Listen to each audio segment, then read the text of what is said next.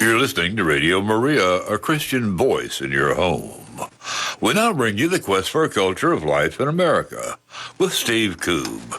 Hello, Radio Maria listeners. Welcome back to the Quest for a Culture of Life in America. As always, it's good to be with you. My program today has an unusual title. Is conception prevention just another phrase for birth control? Actually, the title of the talk is conception prevention the greatest evil? Conception prevention. What is conception prevention? Is it just another phrase for birth control, or family planning, or contraception? In the American cultural linguistics, I would have to answer yes. I'm not a linguist. I'm trying today to ask us to challenge some of the way we use words. So I introduced this new language, conception prevention. I say to be more honest, to seek integrity, to avoid hitching an evil practice to words that have a generally moral and positive connotation, like family, birth, planning, and control. Family, we all have family. We come from a family. Most of us have a family. We started our own family. It's a beautiful thing. Birth, another beautiful event in a family, hopefully, preferably. Birth, new life. Everybody loves a new baby. We should, at least.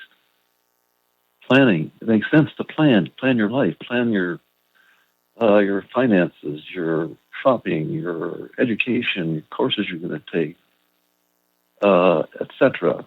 It has a positive connotation. Control. Take control of your life.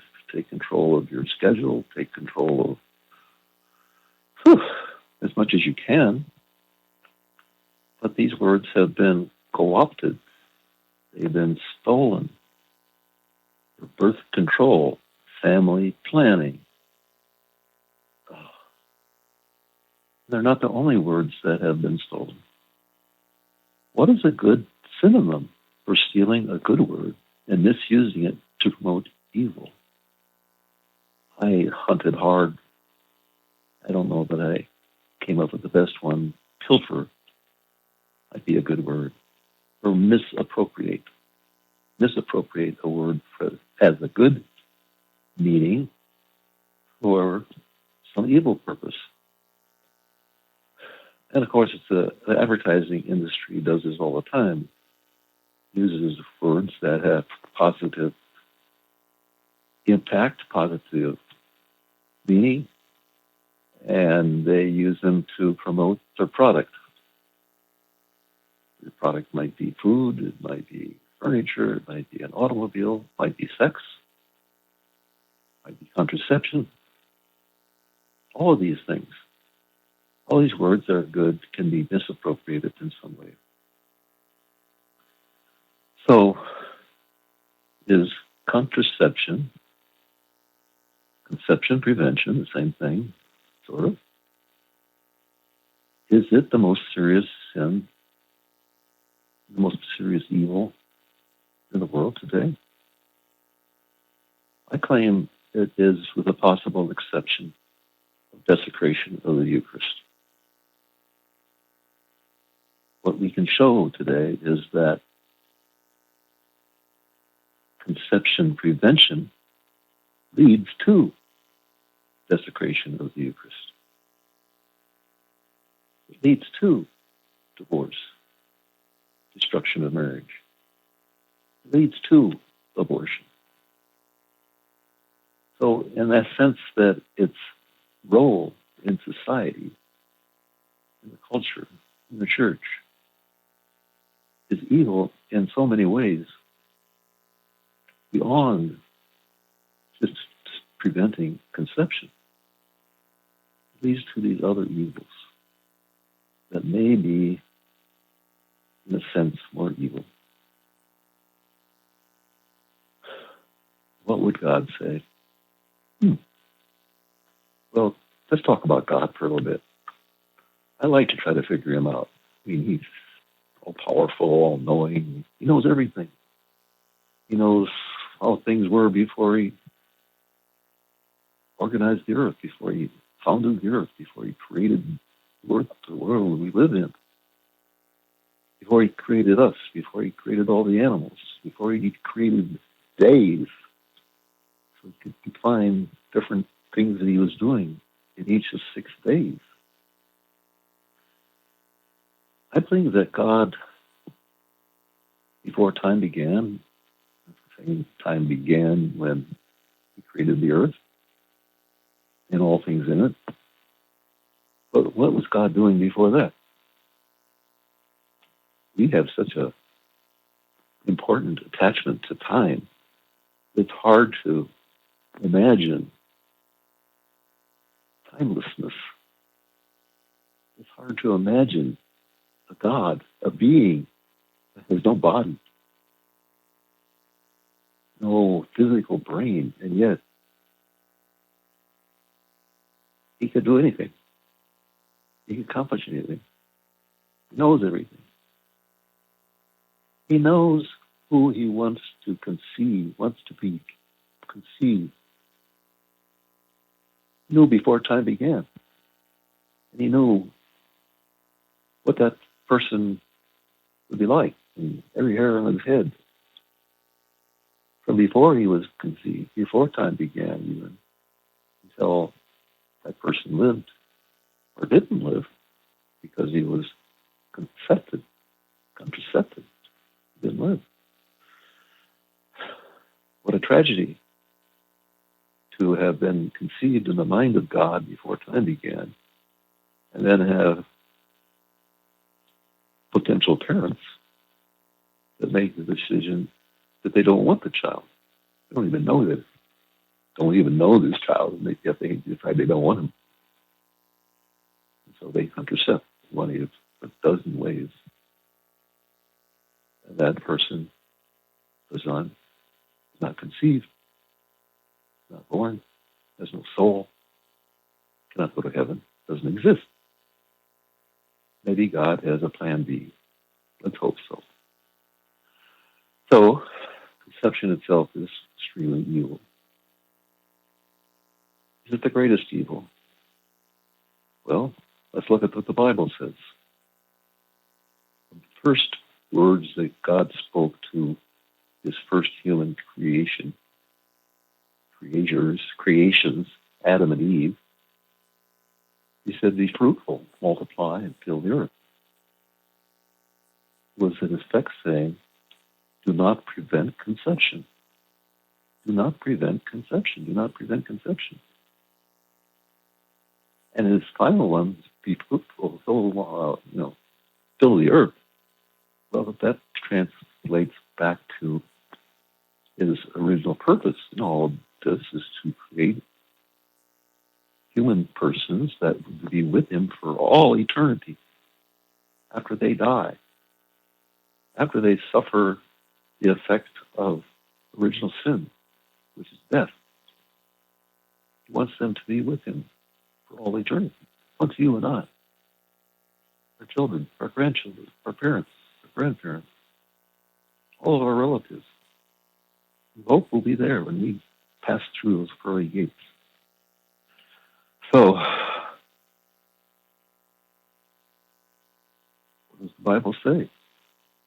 Be fruitful, multiply, and fill the earth. What did Adam and Eve do as the original sin that so angered God that he condemned the whole human race to death? Not immediately, of course there was not anybody there. Condemned Onan for contracepting, spilled his seed on the ground. Bang, you dead. Like one of the shooters we have so many of these days. He was gone. History. Pretty serious stuff. So I have hypothesized, you don't have to believe this, it's not in the Bible. Original sin was a sin of contraception. Exactly what God said do not contracept. It seems logical to me that there was serious sin that they committed, we call original sin, was the sin of contraception. There's a few people that agree with me. Christopher West, a glaciologist from North Dakota or South Dakota, where is he? He's deceased. Wrote an article in Homiletic and Pastoral Review that we talked about on this program a few weeks ago. Said the same thing. Contraception, original sin. Okay, a couple agrees. Okay. Deal. So,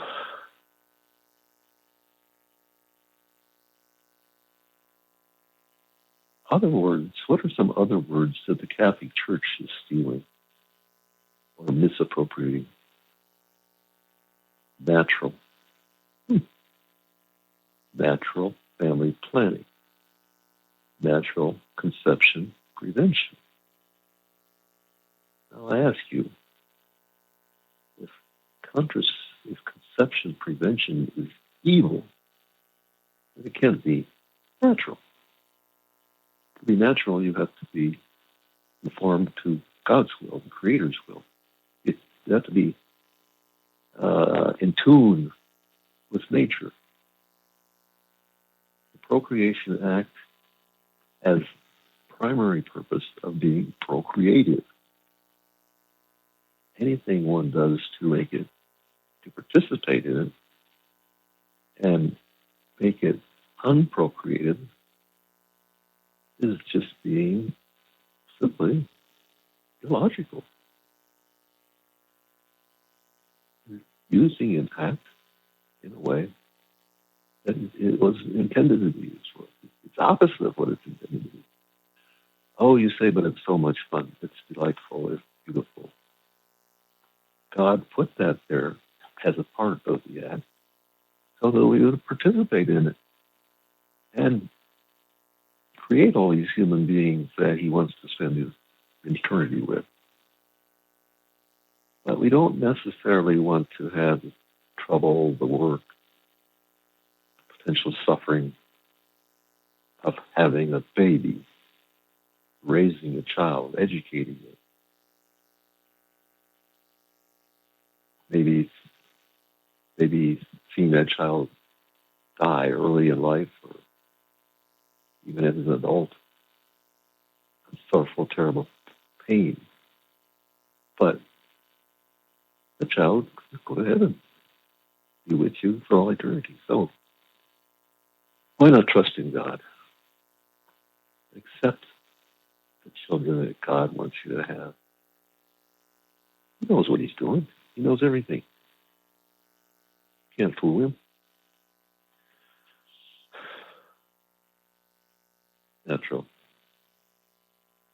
Family. Family is beautiful. Family is beautiful. I live in the Archdiocese of Cincinnati. We are engaged in a multi-year project to create families of parishes, groupings of parishes together that we're calling families. I'm sorry, Archbishop Schnurr and all the people that have worked hard on this complicated thing. Lots of decisions have to be made if you're going to do this. The purpose is to make life easier, I guess, for our priests, because we're not getting enough priests to operate the way we are accustomed to operate, even though the size of our parishes has been shrinking.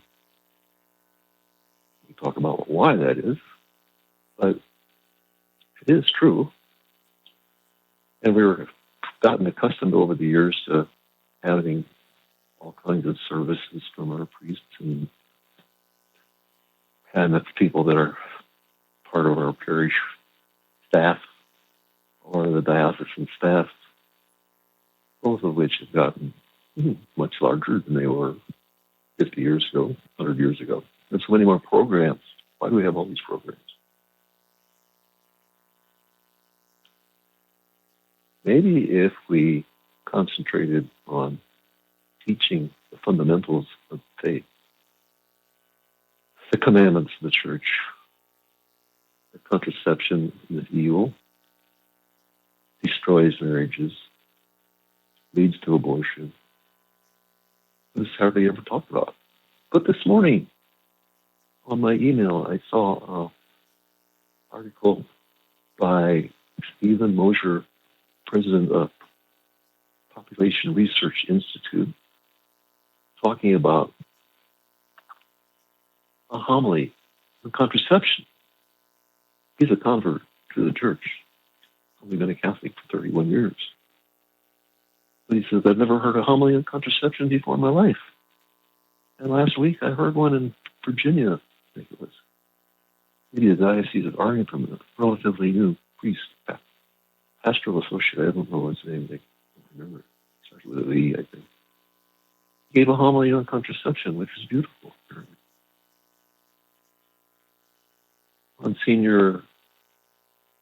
Monsignor Charles Mangan wrote an article in Homily and Pastoral Review, 1991, a long time ago, a homily that never was. Back then, there weren't homilies on contraception either. I asked my aunt, who was almost 100 years old, if she ever heard a homily on contraception. She said, no. A little bitty parish in Minnesota. Why are the clergy shying away from the truth that will set us free, make us free, trust God? So sad. Well, Mary has come to encourage us. Our Lady of America has come to America to promote what? Purity in our country. And from our example throughout the whole world, she wants us to be pure. She wants us to follow God's law.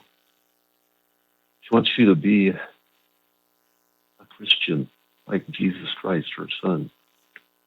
She wants us to follow his way, to agree with his truth, to accept his life. He says, I am the way, the truth, and the life. Accept him. We're Christians. We're Catholics.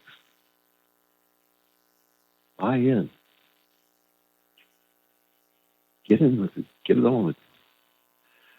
So, Our Lady of America has been pushed aside by the hierarchy. Her favorite sons, she referred to the bishops of the United States, her favorite sons. She says, I give them everything, and they give me husks in return. Husks is a corn. I guess that's what she was referring to. What does she want from the priest? She wants them to preach the truth, the way. It's impurity for them not to do that. I'm so happy to hear that there is a groundbreaking priest in Virginia that has given his first homily on contraception. And I am confident there are going to be other, maybe the younger, zealous, on fire priests, and maybe some of the old timers. Maybe our current Pope Francis will get on board instead of promoting all kinds of contraception for some situations. That might be a responsible thing to do, he would say. No. There are no circumstances that can make contraception moral. Conception prevention. There are two encyclicals that supported the Church's teaching that contraception is intrinsically evil. There are no circumstances that could make it listen. Pope Pius XI, on the last day of 1930, following the Anglican Church's Lambeth Conference earlier in the year that approved the use of contraception within marriage, he wrote his encyclical Casti Connubii, stating the traditional church teaching that all or any method used to frustrate the Procreation Act was intrinsically evil and seriously evil, mortal sin. Pope Paul VI, 30-some years later, 1968, said in Humani Vitae the same thing. Pius XI said, only using different words.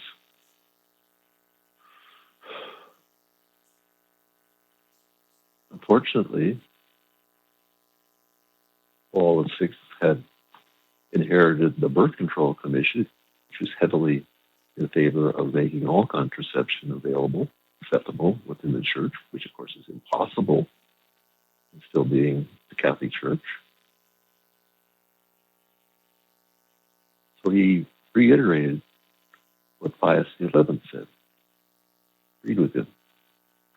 But on the basis of a homily by Pius XII in 1951 to a group of midwives, Pius XII, it's available on the Vatican website. Go read it. But it's a little confusing.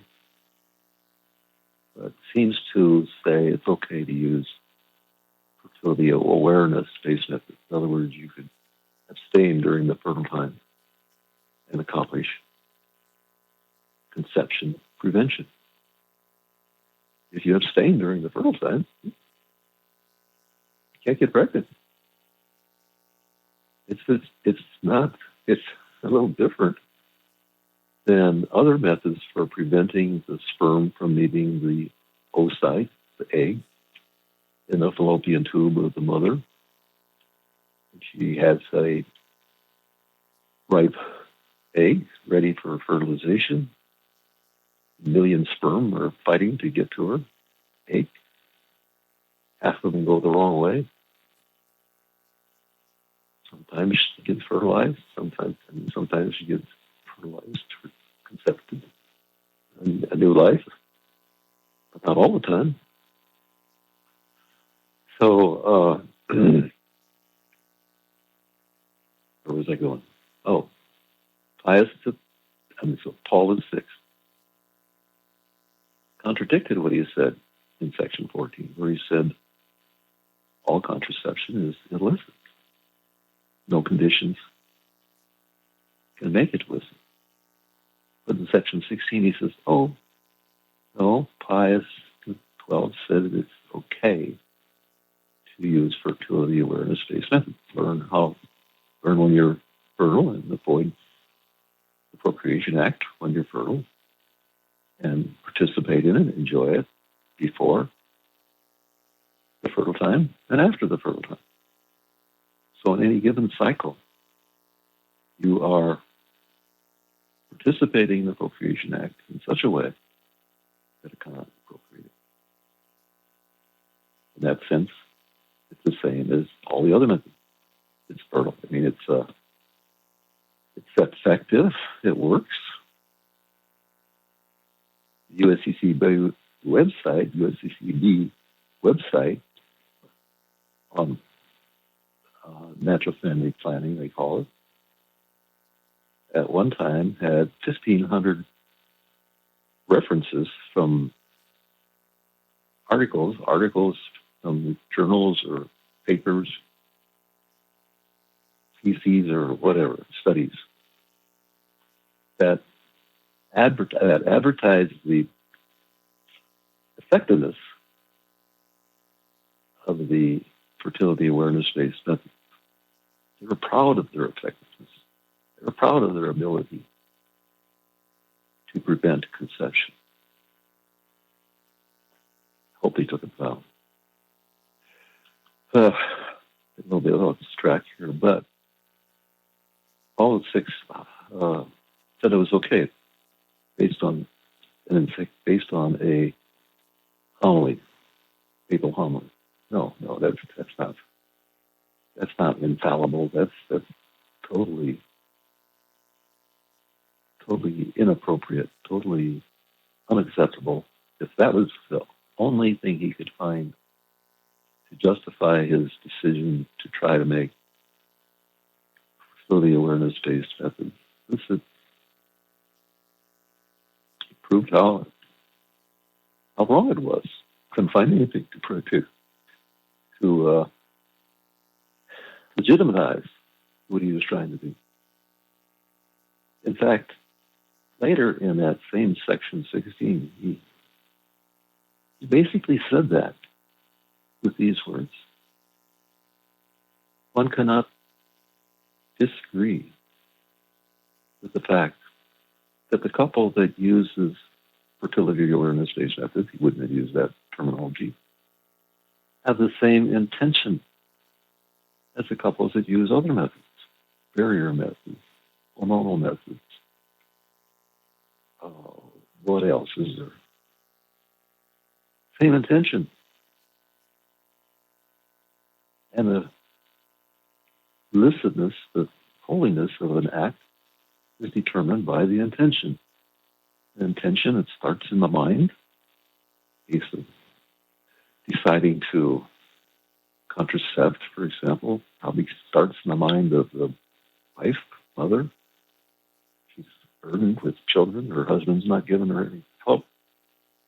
Expect her to do all the child care, all the house work, all this, all that, while he watches TV or plays golf or whatever, his hobby, fixing cars. They have to be real men. Be real men today. So it may begin in the mind of the wife, or may begin in the mind of the husband. But they're certainly hopefully going to communicate, going to talk. By word, by thought, and by word leads to, maybe, to a deed, action, or an inaction. Doesn't necessarily, but like the Lord said, you can commit adultery in your mind, which is as evil as if you committed indeed, it's mortal sin. I assume that applies to any serious sin. So,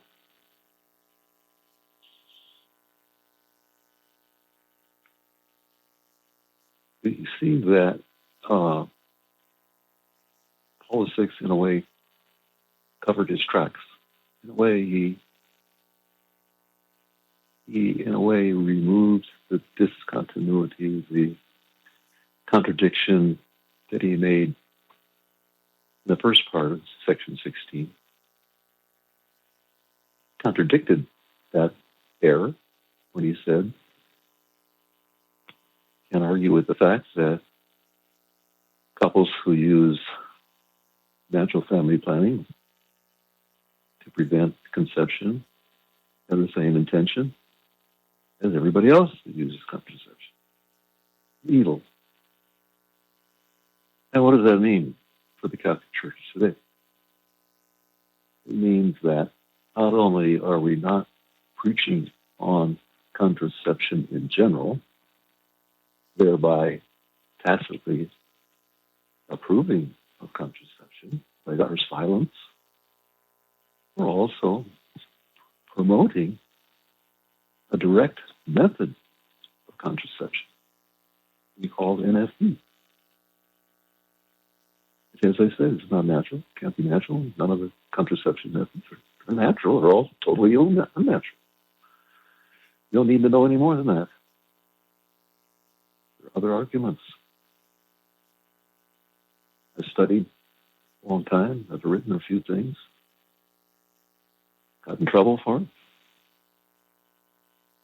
It's okay. Saint Cardinal John Henry Newman, former Anglican priest, bishop, Anglican bishop, became Catholic, said there is nothing more important than the truth. Not prestige, not power, not money, nothing. Not life itself.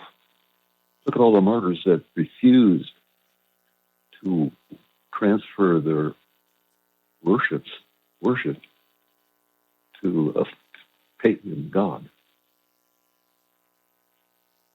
They lost their heads, lost their lives, died from lots of different ways. They're in heaven.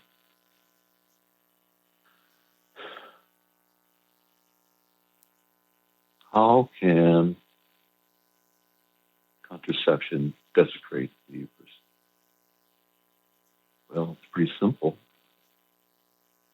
The studies, the surveys by Pew and other survey people have a long history of asking questions of faithful Catholics, and they divide up their pool of people between those of Catholics that aren't Catholic in name only. They don't go to Mass on the weekends regularly, and those that do go to Mass regularly on the weekend. Well, according to their surveys, 95% of Catholics, Mass attending Catholics, don't agree with the Church's teaching that all methods of conception prevention are mortal sins. Mortal, if they realize they're mortal, realize that they commit them in spite of knowing they're mortal, and serious sin, which they may not, because nobody has told them for 100 years.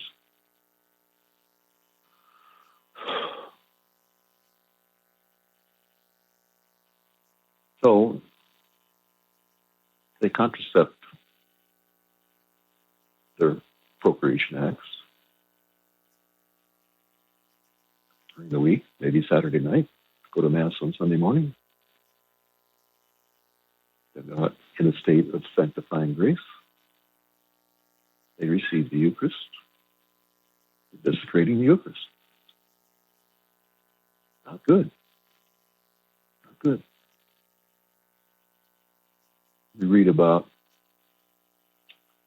Satanists doing so-called black masses. They steal hosts, or more than one, or they break into a church, break into the tabernacle, steal hosts, consecrated hosts, and they desecrate it in their own evil ways. That's terrible. I don't know if it's more terrible or less terrible than Catholic receiving the Eucharist, not in a state of grace. If you're in that category,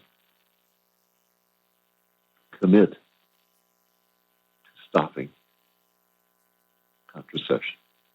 Go to confession. Confess your sin. Ask for forgiveness. Promise to stop. And join the Catholic Church. Get back in line.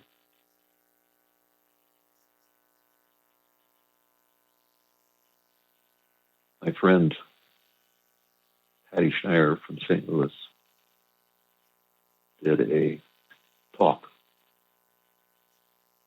about her experience with contraception.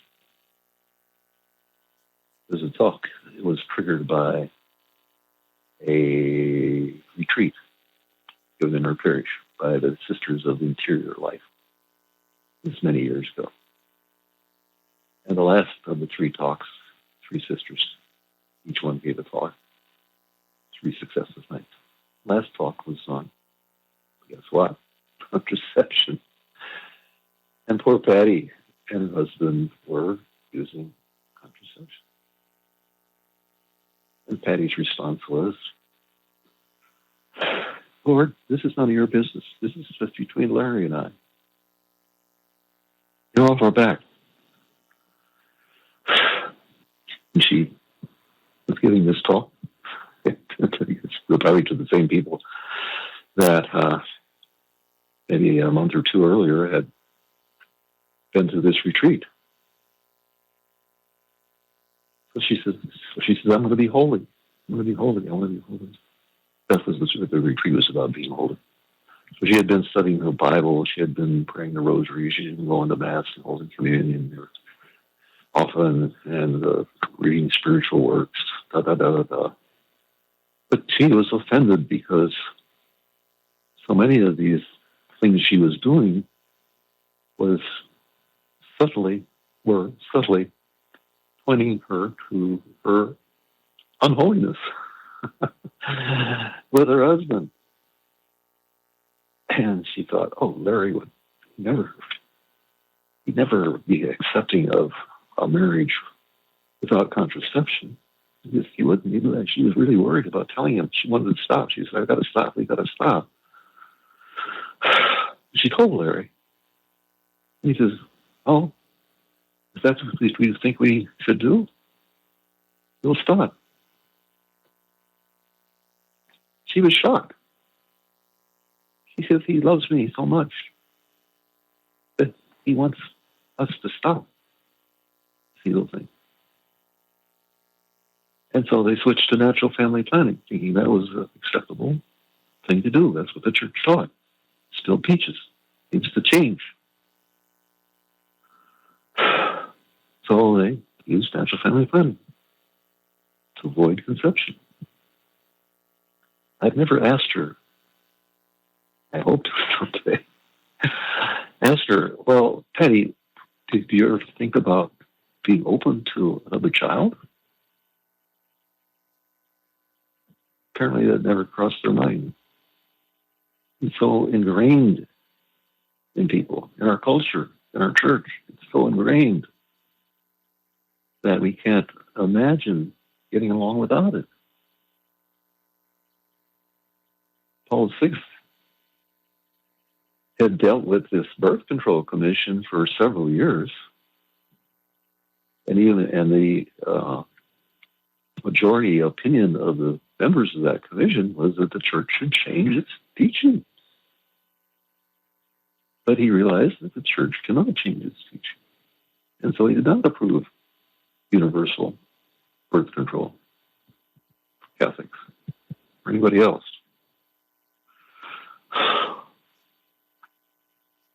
But he approved of NFP. But then he pointed it out to us, it's intentionally evil. He didn't come back and say, so I disapprove of it. He didn't say that. He just said, it's the same intention as the other people. Ergo, common sense is evil. Get over it. Move on. Now, it's true that knowledge of fertility, awareness, fertility, a woman's cycle, when is she fertile, when is she not fertile, it has 4 purposes, I would say, 3 of which are good. The 4th, enabling conception prevention, is evil. What are the good reasons? Well, it can certainly help couples that have struggled with infertility to achieve a child, to achieve the conception, achieve the hopefully alive birth, and a chance to raise a child or 2 or 3. Many couples have been helped by natural procreative technology developed by Dr. Tom Hilgers at the Paul VI Institute in Omaha, Nebraska. Go there.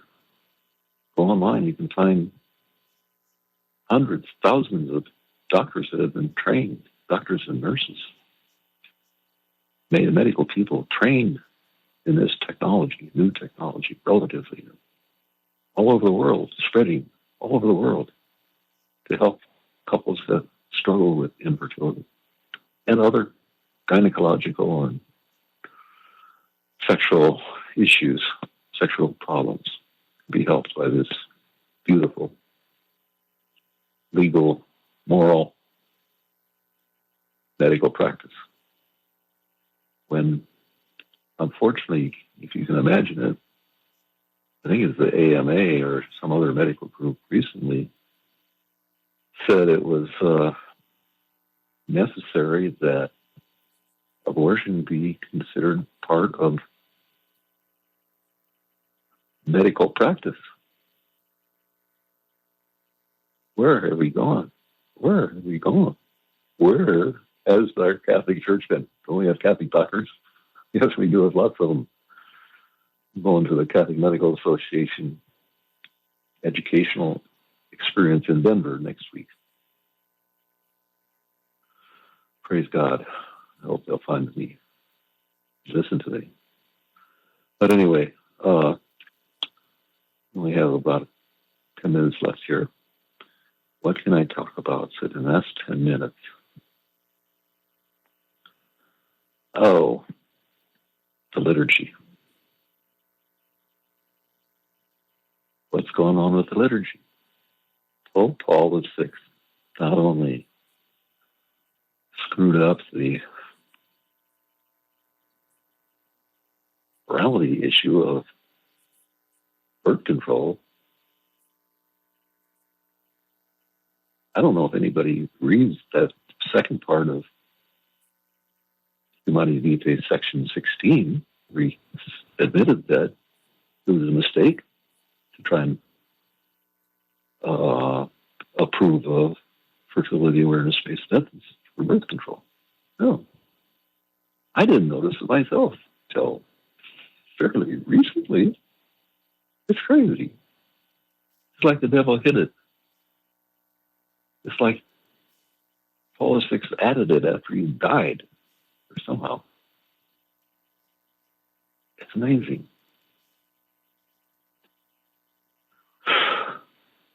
So what about the liturgy? Well, the other evil thing that, in my opinion, Paul VI did was screw up the liturgy. He gave Archbishop, I think he's an Archbishop Bugnini, opportunity, the job, the mission to supposedly develop the Mass to conform to the Vatican Council II directives, shall we say. Well, he made huge changes from the traditional Latin Mass that served the Church for over 1,000 years. But there had been changes since the Last Supper, lots of changes.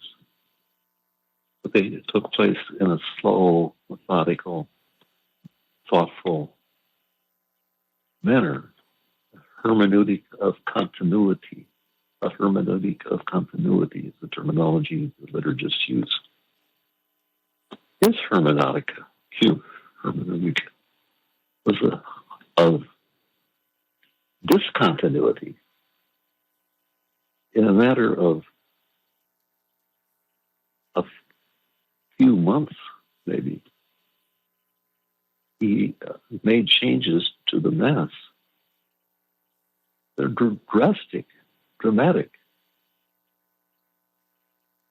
What's different between the traditional Latin Mass today and the Novus Ordo Mass? I can't say a typical Novus Ordo Mass because they're not the same.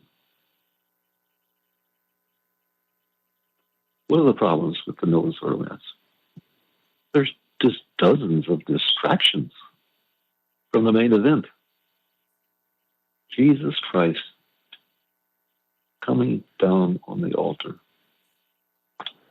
by the power of an ordained priest. A priest who is Jesus Christ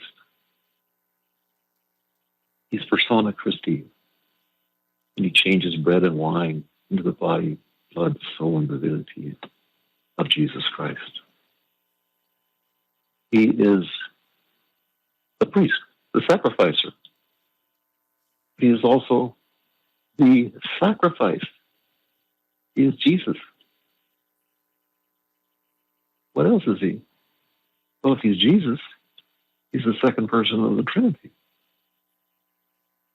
He's the God that is receiving the sacrifice. He is Jesus in three different ways. I thought of a fourth one. I can't remember. I can't think of what it would be. But three is, that's pretty amazing. What an honor to be a priest. What an honor to be Jesus Christ for a few moments standing at the altar. Unfortunately, an Novus Ordo Mass, he's standing on the wrong side of the altar. It's like he's offering the sacrifice to the people. Ad Dei ad populum, to the people. He should be facing the tabernacle, facing the cross. Hopefully they'd be there on the altar or behind the altar, against the wall. That would make more sense than if it's the tabernacle is off in some other room.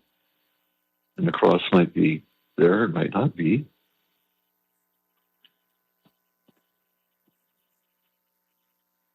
We need architecture that is consistent with the sacrifice.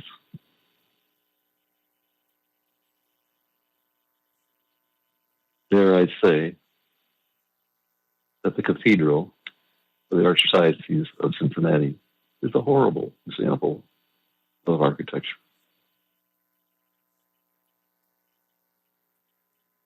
Archbishop, I'm sorry to have to say this, but the altar is so far away from the people. I say it's in Indiana. You barely see it. It's dark, not well lit. Where is the tabernacle? It's not in the sanctuary. It's in some room off to the left. I say it's in Kentucky. And there is no visible cross. That's the greatest. I mean, that's incredible. There is no cross. There is no crucifix. There seems to be on the right about 30 feet a little cross embedded in the wall. And then there's a tent next to it, a multicolored tent. I don't know what that's supposed to be there for. No cross. In a sense, there's no cross, very little altar, no tabernacle. Oh, and the choir, the organists are between the people and the altar on the left side, up, about halfway between the altar and the people. Another distraction. Used to be in the churches all over. The choir was in a loft in the back of the church. Now choirs are more typically in the body of the church someplace.